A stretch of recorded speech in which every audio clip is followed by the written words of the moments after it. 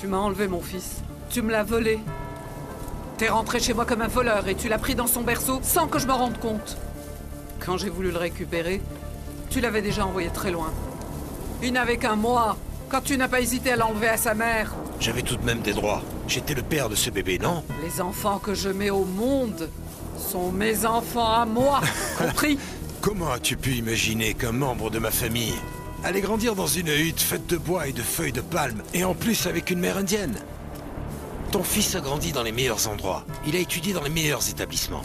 Et maintenant, il est en train d'étudier pour devenir avocat. Et s'il était resté ici avec toi, il serait certainement devenu un autre pêcheur affamé. Comme ton second fiston. Celui que tu as eu avec l'autre homme. Même si le fils que tu m'as enlevé me connaît pas, il sait au fond de lui que je suis sa vraie mère. Peut-être parce que je ne lui ai jamais caché la vérité. Mais tu sais, en fait, George n'a jamais cherché à te rencontrer. Peut-être que c'est parce qu'il a honte d'avoir une mère indienne. Pourquoi t'es venu, Léon Barra? Je ne t'ai jamais oublié, indienne. C'est pourquoi j'ai toujours voulu que toi et moi, on continue à se voir. Pousse-toi! T'as plus jamais intérêt à poser tes mains sur moi! Surtout ne me repousse pas, indienne. Parce que tel que tu me vois, je suis en train de te faire une faveur. Tire-toi d'ici! Dégage! J'hésiterai pas à te tuer! Dégage d'ici!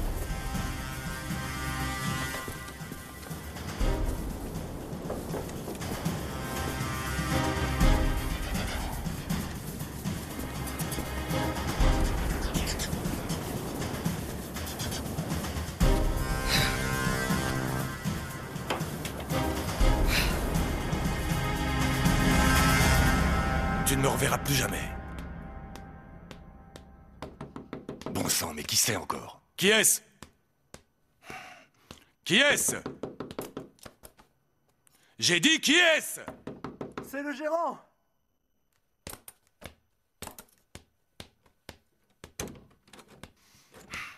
Excusez-moi de vous déranger, monsieur Candilis.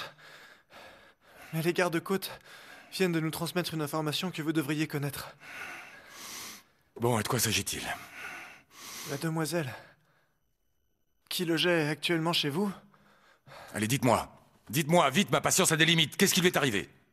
Les gardes-côtes nous ont informé que l'hélicoptère dans lequel voyageait la demoiselle s'est précipité en mer.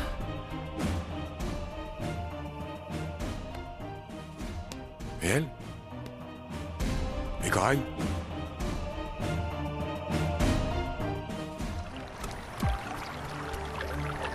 Quel dommage que Miranda veuille tellement attendre que l'église du village soit construite. 2 ans.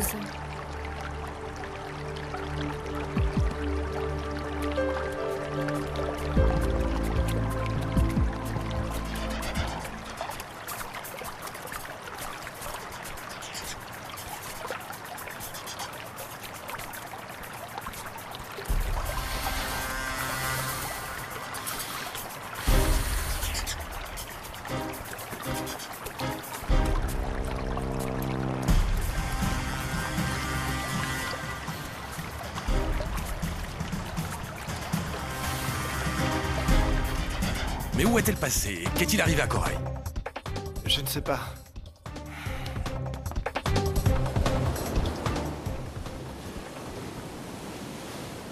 La Guadalupana, la Guatepeya. Bon, maman, moi je m'en vais.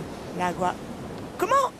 Attends, Martin, comment ça? Tu y vas? Où tu veux partir comme ça? Mais Clémentine, Le père attends, là. Camoletti doit venir nous voir. Je te dis mon qu'elle m'attend fils. près du fleuve. Lâche-moi, maman. Mon Dieu! Et dis-moi en quoi c'est plus important que la venue du père Camoletti dans notre maison? Alors je t'écoute, moi je suis en train de l'attendre, je suis en train de l'attendre avec le gâteau qu'il aime tant, et toi tu dis que tu veux partir. Qui a le plus besoin de lui parler? Toi, non? Clémentine et toi avez besoin qu'on vous construise cette église, n'est-ce pas?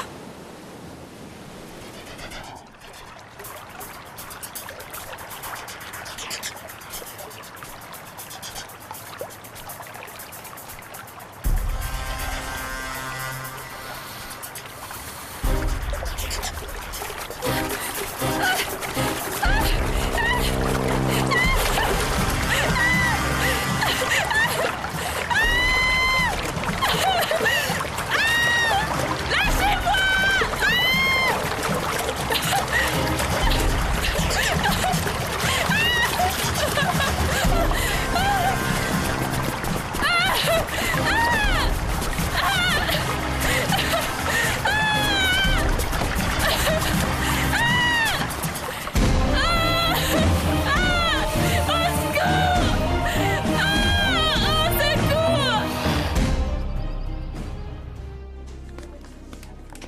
Monsieur Candilis? Vous avez retrouvé la femme qui était dans l'hélicoptère? Non, on n'a pas encore une nouvelle. Mais ils sont en train de ratisser toute la zone de l'accident. Normalement, ils doivent nous tenir au courant le plus vite possible. Mais pour l'instant, aucun signe de vie. Non. Non, ma fille. Maman. Non. Maman, tu t'es réveillée? Ma petite Estrella. Ma petite Estrella. Pourquoi est-ce que tu es partie aussi longtemps?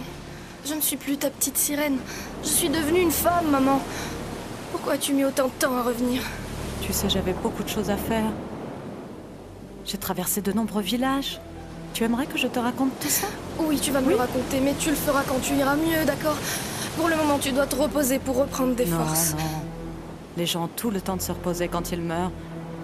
Et la vie est courte alors que la mort est éternelle. J'ai beaucoup de choses à faire. J'ai encore beaucoup de choses à faire. Oui, tu sais, ma fille, j'ai encore des choses à faire. Je suis chargée d'une mission divine et je n'ai pas encore eu le temps de l'accomplir. Je voulais te rapporter des cadeaux. Je voulais t'apporter des fleurs pour les cheveux. Et je voulais t'apporter un oiseau rouge et un autre jaune. Et un bateau avec une grande voile. Et des plages dorées. Mais... Et des mers bleues azur et un bel escargot rose, comme ton sourire, comme tes lèvres. Mais ils m'ont tout volé! Mais qui ça? Si, Qui ça? Ne laisse personne te voler ton sourire. Non, ne te laisse pas faire. Ne les laisse pas te voler qui, ton maman? sourire. Qui ça? Les démons! Les monstres. Et où sont-ils, ces les démons, qui maman? sont là-bas. Là-bas, surtout n'y va jamais, parce que si tu y vas, ils saliront ta robe. Et ils vont essayer de voler ton sourire! Les démons vont te le voler! Dis-moi Les qui ils démons, sont, les maman. monstres! Dis-moi qui ils sont! Dis-moi qui ils sont, C'est maman! le Donne-moi mal, un nom! c'est le mal, c'est le mal. S'il c'est te le mal. plaît. S'il te plaît.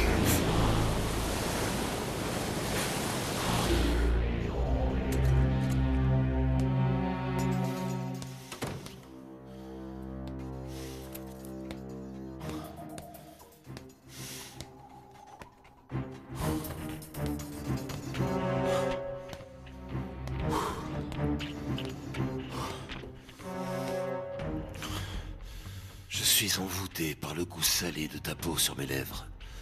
Ah, splendide.